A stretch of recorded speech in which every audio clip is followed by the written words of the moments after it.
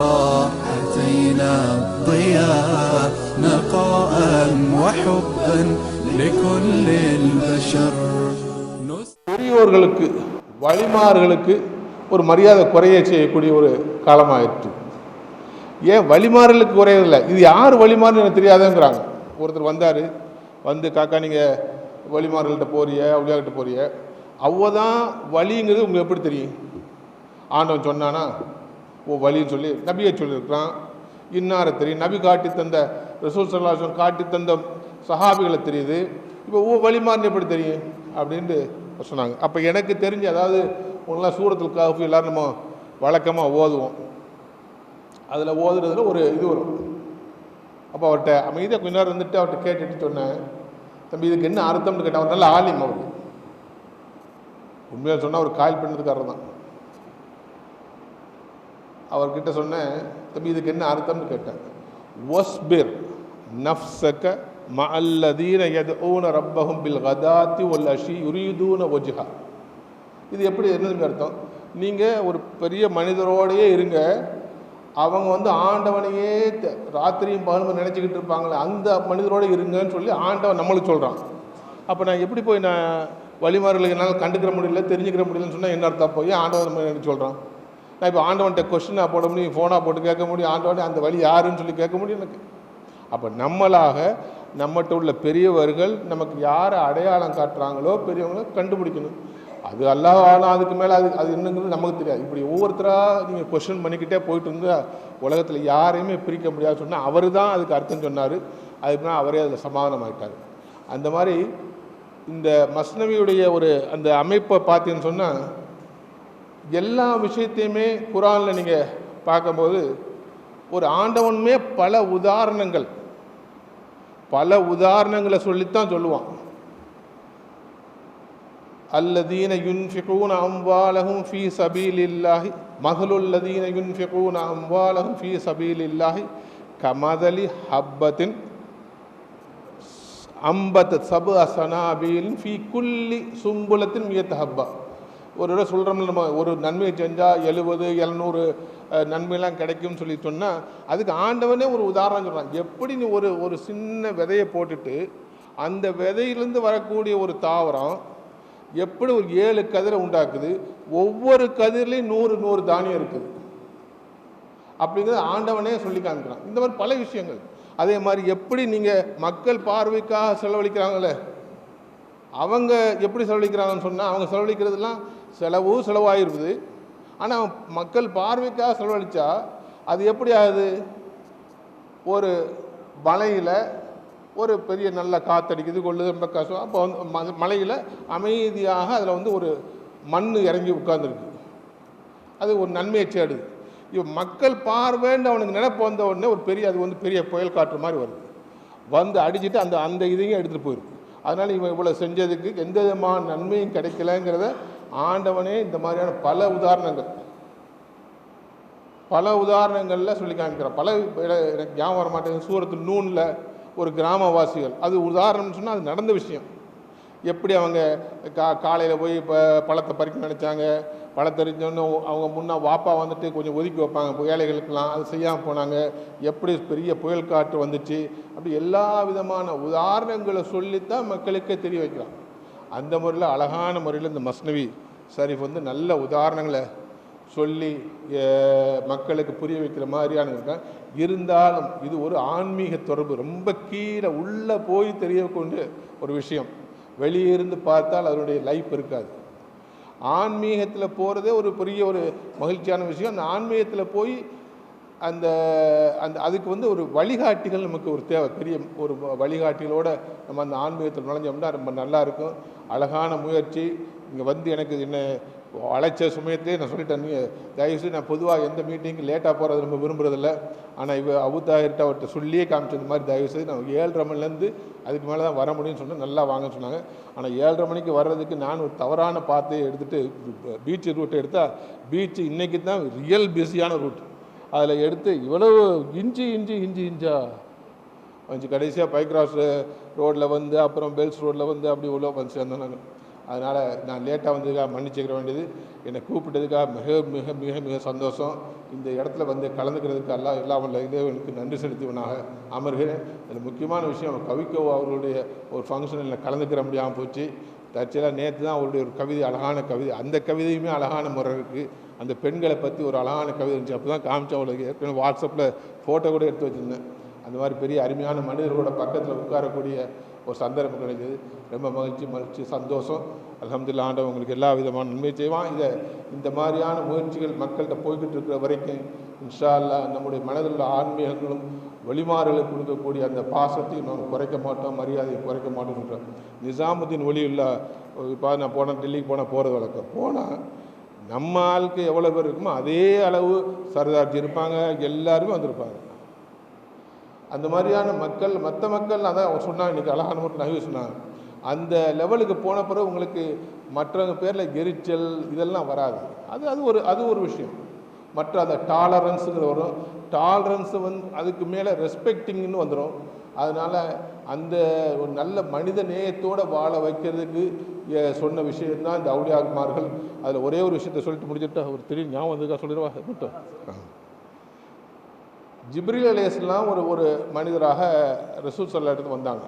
அது பின்னால் சஹாபிமார்கள் யாருன்னு கேட்டான். அப்புறம் சொன்னார் அவர் கேட்டால் ஸல்லல்லாஹு அலைஹி வஸல்லம் எல்லோரும் உட்கார்ந்தோடனே கையை வச்சு இஸ்லாம் சொன்னால் என்ன அப்படின்னு கேட்டாங்க. இந்த ஆலிம்கள்லாம் இருக்குல்ல, ஏதாவது தவறு இருந்தால் சொல்லிடுங்க எனக்கு. அப்போ ரசூல் ஸல்லல்லாஹு சொன்னாங்க, லா இலாஹ இல்லல்லாஹ் முஹம்மதுர் ரசூலுல்லாஹ். அவ்வளோதான் இஸ்லாம். இதோட இஸ்லாம் முடிஞ்சு. முஸ்லீம் சொன்னால் இதுதான், இது முடிஞ்சோடனே முஸ்லீம். ஈமான் சொன்னால் என்னன்னு கேட்டாங்க. ஈமான் சொன்னது நம்ம சொல்கிறோம், ஆமன்து பில்லாஹி ஒ மலாய்கத்திஹி ஒ குத்துபிஹி ஒ ருசுலிஹி வல் யௌமில் ஆஹிரி வல் கத்ரி ஹைரிஹி ஒ ஷர்ரிஹி மினல்லாஹி தஆலா. அந்த மாதிரி எல்லா விஷயத்தையும் கொண்டு ஈமான் கொள்வது தான். அப்போ தான் மூமின், முஸ்லீம்ங்கிற அந்தஸ்துலேருந்து ஒரு மூமின்ங்கிற அந்தஸ்து போயிடுறோம். அப்புறம் அவங்களே கேட்டாங்க இஹ்சான் சொன்னால் என்ன. அப்போ ரசூல் ஸல்லல்லாஹு அலைஹி வஸல்லம் சொன்னால் இஹ்சான்ங்கிறது நம்ம ஆண்டவனை பார்க்காம இருக்கும் நிலைமையில் ஆண்டவனை நம்மளை பார்த்துக்கிட்டு இருக்கிற அந்த உணவில் இருக்கிறது இருக்கு, அதுதான் இஹ்சானியம். அப்போ முஹ்சின்கிற நிலைமைக்கு போயிடுவோம். அப்போ முஹ்சின்கிற நிலைமைக்கு அப்புறம் கியாமத் நாளை பற்றி கேட்டாங்க. அப்புறம் ரசூல் சொன்னாங்க என்னை விட கேட்குறவங்களுக்கு தான் நல்லா தெரியும்னு சொன்னாங்க. அதோட கிளம்பி அவங்க புறப்பட்டாங்க. அப்புறம் ரசூல் சஹாபிமார்கள்ட்டாங்க வந்தவங்க யாரும் தெரியுமான்னு கேட்டாங்க. அப்புறம் ஜிப்ரீல் அலைஹிஸ்ஸலாம் சொன்னாங்க, இந்த முஹ்சின் ஆகிறதுங்கிறது பெரிய கஷ்டமான விஷயம், சாதாரண விஷயமே இல்லை. ஈமான் இஸ்லாம்ங்கிறது ஈஸி, ஈமான்ங்கிறது அடுத்த பட்டம் கொஞ்சம் லாஜிக்காக ஈஸியாக்கிடலாம். முஹ்சின்ங்கிறது மனிதர்களாகவே மாற வேண்டியது. அப்போ முஹ்சின் ஆகிட்டால் மனிதநேயம், மனிதர்களை எல்லாரையும் பாசமாக்குறது, எல்லாரோடையும் பழகிறது, விருப்பெலாம் இல்லாமல் ஆயிடுறது, அதெல்லாம் அந்த முஹ்சின். அந்த முஹ்சின் வரண்டா வழிமார்களோடு சேர்ந்து வழிமாரோட விஷயங்களை அவங்களோட கலந்து இருக்கிறதுனால நமக்கு அந்த முஹ்சினா நம்ம அந்த ஈசானியத்துடைய கிடைக்கும்னு நினச்சி உங்கள்கிட்ட கேட்டுக்கிட்டு ஆண்டவன்ட்ட துவா செய்து நான் முடிக்கிறேன். அஸ்ஸலாமு அலைக்கும். كشوق الليالي لضوء القمر كعشق اليبابي لقطر المطار نجيء وفي راحتينا الضياء نقاء وحبا لكل البشر كشوق الليالي لضوء القمر كعشق اليبابي لقطر المطار نجيء وفي راحتينا الضياء نقاء وحبا لكل البشر. மக்கத்தில் மலர்ந்த மாணிக்க ரோஜாவை சொர்க்கத்தில் நான் காண வேண்டும். பக்கத்தில் நான் நின்று பாதமலர் காணும் பாக்கிய நாள் என்று தோன்றும். ஏக்கங்கள் தான் என்று தீரும், ஏக்கங்கள் தான் என்று தீரும். மக்கத்தில் மலர்ந்த மாணிக்க ரோஜாவை சொர்க்கத்தில் நான் காண வேண்டும். பக்கத்தில் நான் நின்று பாதமலர் காணும் பாக்கிய நாள் என்று தோன்றும். ஏக்கங்கள் தான் என்று தீரும், ஏக்கங்கள் தான் என்று தீரும். பன்னீர் மணக்கின்ற பாதமழையினில் கண்ணீரின் புஷ்பங்களை காணிக்கையாய் தர வேண்டும். பன்னீர் மணக்கின்ற பாதமழையினில் கண்ணீரின் புஷ்பங்களை காணிக்கையாய் தர வேண்டும். முன்னர் நான் செய்த முழுதான பாவமெல்லாம், முன்னர் நான் செய்த முழுதான பாவமெல்லாம் மன்னரும் புன்னகையில் மூழ்கியே மறைய வேண்டும், மூழ்கியே மறைய வேண்டும். மக்கத்தில் மலர்ந்த மாணிக்க ரோஜாவை சொர்க்கத்தில் நான் காண வேண்டும். பக்கத்தில் நான் நின்று பாதமலர் காணும் பாக்கிய நாள் என்று தோன்றும். ஏக்கங்கள் தான் என்று தீரும், ஏக்கங்கள் தான் என்று தீரும். كشوق الليالي لضوء القمر، كعشق اليبابي لقطر المطار. نجيء وفي راحتينا الضياء، نقاء وحبا لكل البشر. كشوق الليالي لضوء القمر، كعشق اليبابي لقطر المطار. نجيء وفي راحتينا الضياء، نقاء وحبا لكل البشر. அற்புதமான ஞான காவியம் மஸ்னவி ஷரீஃப் மொழிபெயர்ப்பு விழாவை மிகச் சிறப்பாக கொண்டாடி கொண்டிருக்கின்ற ஹாஜா ஃபஹீமுல்லா ஷா சிஷ்தி காவிரி ஃபஹீமியா ட்ரஸ்ட் அன்பர்களே, மௌலானா மௌலவி அல்ஹாஜ் நியாஸ் அஹமத் ஜமாலி அவர்களே, ஜனாப் அல்ஹாஜ் இடிஏ சேர்மன் மரியாதைக்குரிய எஸ்எம் சலாஹுதீன் காக்கா அவர்களே, நாவுக்கரசர் சமூக ஆர்வலர் அகமது ரிஃபாயி அவர்களே, மௌலவி எஸ்என் ஜாஃபர் சாதிக் பாக்கவி அவர்களே, பத்ருதீன் அவர்களே, இந்த மொழிபெயர்ப்பை மிகச் சிறப்பாக நமக்கெல்லாம் ஆக்கி தந்திருக்கின்ற பெருமைக்குரிய சகோதரர் நரியம்பட்டு சலாம் அவர்களே, மௌலவி நஹவி ஏஎம் முகமது இப்ராஹிம் அலி மஹலரி அவர்களே, மௌலவி டிஎஸ்ஏ, ஒரு புண்ணியத்திற்குரிய விழாவை நாம் இங்கே எடுத்துக்கொண்டிருக்கிறோம். தமிழுக்கு ஒரு திருநாள், ஒரு பண்டிகை என்றுதான் இதை சொல்ல வேண்டும்.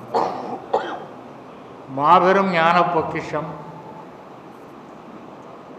பார்சி மொழியிலே இருக்கின்ற ஞானக்கவி மௌலானா ரூமி ரஹமத்துல்லாஹி அவர்களுடைய மஸ்னவி ஷரீஃபை தமிழுக்கு தருவதென்பது நினைத்தே பார்க்க முடியாத ஒரு பெரிய அருண்கொடை. குறிப்பாக ஹாஜா ஃபஹீமுல்லா ஷா சிஷ்தி காதிரி அவர்களுடைய அந்த ஃபஹீமியா ட்ரஸ்ட்டை எல்லோருடைய சார்பாகவும் நான் பாராட்ட கடமைப்பட்டிருக்கிறேன். அல்லாஹ் அவர்களுக்கு மேலும் மேலும் இத்தகைய ஆன்மீக நூல்களை வெளியிடுகின்ற சக்தியையும் ஆற்றலையும் இதாயத்தையும் ஆண்டவன் தருவானாக. நெடுங்காலத்திற்கு முன்பு நான் மஸ்னவி ஷரீஃப் படிக்க கிடைத்த பொழுது அதை மிகவும் பெரிய ஒரு வாய்ப்பாக கருதி கொண்டாடினேன். நான் இன்றைக்கு கவிதை உலகத்திலே புகழப்படுகிறேன் என்று சொன்னால் என்னை செதுக்கியவர்களில் மிக முக்கியமானவர் மௌலானா ரூமி அவர்கள். அந்த ரகசியத்தை இப்பொழுது சொல்லுகிறேன். இறைவனுடைய திருவருள், நான் படித்த தியாகராசர் கல்லூரி நூலகத்தில் மஸ்னவி ஷரீஃப் என்ற நூல் தமிழ் நூல்களுக்கிடையே பார்த்தபோது வியந்தேன். இதென்னது திருக்குறள் தொல்காப்பியத்திற்கிடையே மஸ்னவி ஷரீஃப் வருகிறது என்று. அதை எடுத்து படித்த பொழுது புலகாங்கிதம் அடைந்தேன், பேரானந்தம் அடைந்தேன். அது என்னை மிகவும் பாதித்தது. என்னுடைய கவிதைகளை நான் வடித்த பொழுதெல்லாம் மறைமுகமாக மௌலானா ரூமி அவர்கள் இருந்திருக்கிறார்கள் என்பதை நான் உணர்கிறேன். அது சம்பந்தமாக ஒரு நிகழ்ச்சியை நான் சொல்ல வேண்டும். அந்த நூல் எங்கும் கிடைக்கவில்லை. நான் விசாரித்து பார்த்ததில் மஸ்னவி ஷரீஃபினுடைய 2 வால்யூம்கள் மொழிபெயர்ப்பு கோட்டாறு பீர் முகமது சாஹிப் அவர்கள். அபூர்வமான மனிதர். எப்படி இருந்திருந்து அப்படி ஒரு மனிதர் இருந்தார்னு தெரியவில்லை. அரபி, ஃபார்சி, உருது, தமிழ் 4ம் தெரிந்தவர். ஷிக்வா ஜவாபு ஷிக்வா இக்பாலினுடைய அந்த புகழ்பெற்ற நூலை உருதுவில் அச்சிட்டு, உருது மொழியில் அச்சிட்டு, அது டிரான்ஸ்லேட்ரேஷன் அந்த உச்சரிப்போடையே தமிழில் எழுதி, அதற்கு உரை எழுதி, அதற்கு தமிழ்லேயே கவிதையாக எழுதியிருக்கிறார் யாப்பில். அந்த நூலை நான் எங்கும் பெற முடியவில்லை. ஒரு முறை இலங்கைக்கு சொற்பொழிவாற்றி சென்றிருந்தேன், மீளாது சொற்பொழிவுகளுக்காக. அப்பொழுது ஒருவருடைய வீட்டிலே எனக்கு தங்குவதற்கு ஏற்பாடு செய்திருந்தார்கள். ஒரு சிறிய நூலகம். புரட்டி கொண்டே வந்தேன். மஸ்னவி ஷரீஃப் அங்கே இருந்தது. இந்த தமிழ் மொழிபெயர்ப்பு ரொம்ப நேரம் யோசித்தேன். அதுக்கு பிறகு வேறு வழி இல்லை, எனக்கு அது தேவை, மிகவும் தேவை. எல்லாம் மன்னித்துக்கொள்னு சொல்லி எடுத்து என் பெட்டியில் வைத்து கொண்டேன். நான் செய்த முதல் திருட்டும் கடைசி திருட்டும் அதுதான். ஆனால் அது உறுத்தி கொண்டே இருந்தது மனதில். என்ன இருந்தாலும் அவர் கேட்டால் கொடுக்கவில்லை என்றால் நான் என்ன ஆவது என்ற நிலைமையிலே தான் எடுத்தேன். நெடுநாள் கழித்து அவரை சந்தித்த பொழுது நான் இந்த விஷயத்தை சொல்லிவிட்டேன் அவர்கிட்ட. உங்களுக்கு சொல்லாமல் உங்கள் வீட்டிலிருந்து ஒரு அரும் பொக்கிஷை திருடி கொண்டு வந்துவிட்டேன், மஸ்னவி ஷரீஃப். ரொம்ப சந்தோஷப்பட்டேன். என்னை விட உங்களுக்குத்தான் அது தேவை, நீங்கள் எடுத்துக்கொண்டதில் எனக்கு வருத்தம் இல்லைன்னு சொன்ன பிறகுதான் நான் ஆறுதல் அடைந்தேன். அவ்வளவு ஒரு அருமையான பொக்கிஷம். அதற்கு பிறகு கோட்டாறு பீர் முகமது யார் என்று நான் பல நண்பர்களை வைத்து விசாரித்ததில் அவர் அகப்பட்டார். 8 வால்யூம்களாக மொழிபெயர்த்து முழுமையாக வைத்திருக்கிறார். எப்படி என்றால் வெறும் மஸ்னவி ஷரீஃப் மட்டுமல்ல, அதற்கு உரை, தஃப்சீர், ஒரு உருதுவோ ஃபார்சியோ நூலில் தஃப்சீர் கிடைச்சிருக்கு, அதையும் சேர்த்து மொழிபெயர்த்திருக்கார். அற்புதமான பொக்கிஷம். அதில் இந்த கருத்துக்களை விளக்கி எழுதுவதோடு மட்டுமில்லாமல் பாரசீக கவிஞர்கள், புகழ்பெற்ற கவிஞர்களுடைய கவிதைகளெல்லாம் இடையிடையே கொடுத்திருக்கிறார். அதே தான் என்னுடைய டெக்ஸ்ட் புக் மாதிரி வைத்து படித்து கொண்டே இருப்பேன். நான் பாடப்புத்தகம் படித்ததை விட அதிகமாக படித்தது அந்த நூல் தான். அதற்கு பிறகு அவர் தொடர்பு கிடைத்த பிறகு அந்த நூல் அவர் அனுப்பி வைத்தார். 8 வால்யூம் படித்தேன். அப்போது இந்த அளவுக்கு எனக்கு செல்வாக்கு இல்லை. அச்சகம் தேடி செல்லவோ செலவழிக்கவோ வசதியும் இல்லை, செல்வாக்கும் இல்லை. நான் புழுங்கி கொண்டிருந்த பொழுதே அவரே நானே ஏற்பாடு செய்து அச்சிட்டு கொள்கிறேன், அனுப்பிவிடுங்கள்னு சொன்னார். நான் அனுப்பிவிட்டேன். நான் செய்த மிகப்பெரிய தவறு அது. அதற்கு பிறகு அவர் 2 வால்யூம்கள் கூட சேர்த்து 4 வால்யூம்கள் அச்சில் வந்திருக்கிறது. மற்ற வால்யூம்கள் வரவில்லை. ஏன் என்று விசாரித்தேன். அவர் இறைவனடி சேர்ந்து விட்டார். அதற்கு பிறகு எவ்வளோ முயற்சி செய்தேன். இந்த குடும்பத்தை கண்டுபிடித்து அந்த இருக்கிற மிச்சம் இருக்கிற வால்யூம்களை வாங்கி எப்படியாவது அச்சிட்டு விட வேண்டும் என்று நான் நினைத்தேன். இயலவில்லை. அதற்கு பிறகுதான் நெடுங்காலம் கழித்து இதை மொழிபெயர்க்க என்னால் ஆசை இருந்தும் முடியாது என்பது தெரிந்து கொண்டு நான் தான் சகோதரர் நரியம்பட்டு சலீம் அவர்களை தேர்ந்தெடுத்து இந்த பணியை நீங்கள் செய்யுங்கள்னு சொன்னேன். எல்லாம் அவனுடைய அருள் அவருக்கும் இருக்கிறது. அதனாலே அந்த பணியை மேற்கொண்டு அவர் அற்புதமாக எல்லா வால்யூம்களையும் மொழிபெயர்த்து விட்டார்னு நினைக்கிறேன். கேட்கிற பொழுது மிகவும் ஆனந்தமாக இருக்கிறது.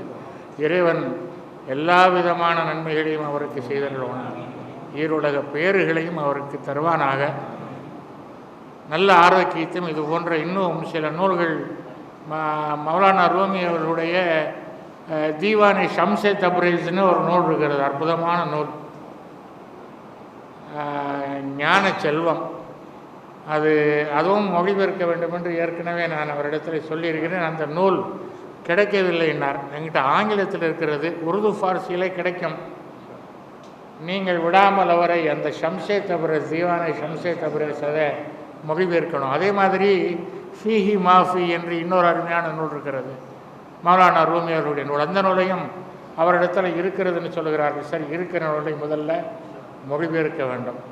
நீங்கள் அவரை ஆதரித்து பொறுப்பேற்று கொண்டு இந்த நூல்களை அவர் மொழிபெயர்த்து தருவது தமிழுக்கு மிகப்பெரிய கொடையது. எப்படி நான் சொல்வதுனே தெரியலை.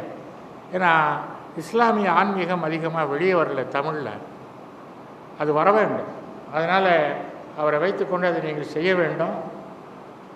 இடையிலே ஆர்பிஎம் கனி மிகப்பெரிய மேதை, இப்படிப்பட்டவர்களை காணும். எவ்வளவு பெரிய பொக்கிஷங்களை கொடுத்திருக்கிறார். அவரும் மஸ்னவி ஷெரீஃப் அவர்களை மொழிபெயர்த்து ஒரு 1200 பாடல்களை மட்டும்தான் கொடுத்திருக்கிறார். மற்ற பாகங்களை மொழிபெயர்க்க வேண்டும் என்று அவர் ஆசைப்பட்டிருக்கிறார். அல்ல அவனுடைய நீயத், அது என்னமோ அவருடைய நாட்டம், அது நரியம்பட்டு சலாம் செய்ய வேண்டும் என்று இருக்கிறது. அதுவும் அருமையாக செய்திருக்கிறார். இந்த ஃபார்சி மூலத்தை போட்டு இதில் உருது மொழிபெயர்ப்பை போட்டு டிரான்ஸ்லிட்ரேஷன் அதை ஃபார்சியிலேயே கொடுத்து கீழே தமிழில் அழகான மொழிபெயர்ப்பாக கொடுத்துருக்கிறார். இது ரொம்ப அற்புதமான வேலை. இது ரொம்ப கஷ்டம், வெறும் மூலம் மட்டும் கொடுத்துருக்கலாம். மௌலானா ரூமி ரஹமத்துல்லாஹி அலை அவர்களை பற்றி சொல்வதற்கு முன்பு அடிப்படையான சில ஆன்மீக கருத்துக்களை சொன்னால் நன்றாக இருக்கும் என்று நினைக்கிறேன். ஏன்னா இன்றைக்கி மிகப்பெரிய மூடர்கள் இந்த ஆன்மீக ஒளியை தடுத்து கொண்டிருக்கிறார்கள். அல்லாஹ் தன்னுடைய வேதத்திலே ஒவ்வொரு நபியை பற்றி சொல்லுகிற பொழுதும் நான் அவருக்கு கிதாபையும் ஹிக்மத்தையும் கொடுத்தேன்னு எழுதுகிறான். எல்லா நபிமார்களுக்கும் ஒன்று தவறாமல் சொல்கிறான், டோட்டலாகவும் சொல்கிறான். நான் எல்லா நபிமார்களுக்கும் கிதாபையும் ஹிக்மத்தையும் கொடுத்தேன். கிதாப் நமக்கு தெரியும், வேதம், சுஹூஃபாகவும் இருக்கலாம். அது ஹிக்மத்னா என்ன? அப்படி கிதாப் தான் கொடுத்தாச்சு, அப்புறம் என்ன ஹிக்மத் தனியா? ஹிக்மத்னா தான் ஞானம்னு தனித்தனியாக கொடுத்துருக்கிறான். மிக மிக முக்கியமான குறிப்பு இது. அதிலிருந்து என்ன தெரிந்து கொள்ளலாம்னா, கிதாப் ஷரியத்துக்காக, ஹிக்மத் என்பது தரிகத்துக்காக. இதை நான் முதல்ல புரிஞ்சுக்கணும். இல்லை, சில பேர் ஞானம்னே இல்லைன்ற, ஞானம் இல்லாதவர்கள், அறிவே இல்லை, அப்புறம் ஞானம் இங்கே இருக்கும். அதை ஹதீஸ் வழியாக நான் சொல்ல வேணும்னு சொன்னால், அபீ ஹுரைரா ரலியல்லாஹு அன்ஹு அவர்கள் தான் அதிகமான ஹதீஸ்களை நமக்கு கொடுத்தவர். அப்படி கொடுத்தவர் ஒரு முறை சொல்லுகிறார், பெருமானார் ஸல்லல்லாஹு அலைஹி வஸல்லம் அவர்கள் எனக்கு 2 கிண்ணங்களை கொடுத்தார்கள், நிரம்பிய கிண்ணங்கள் 2ஐ கொடுத்தார்கள். நான் ஒரு கிண்ணத்தை உங்களுக்கு கொடுத்து விட்டேன், நான் ஒரு கிண்ணத்தை உங்களுக்கு பரிமாறிவிட்டேன். இன்னொரு கிண்ணத்தை நான்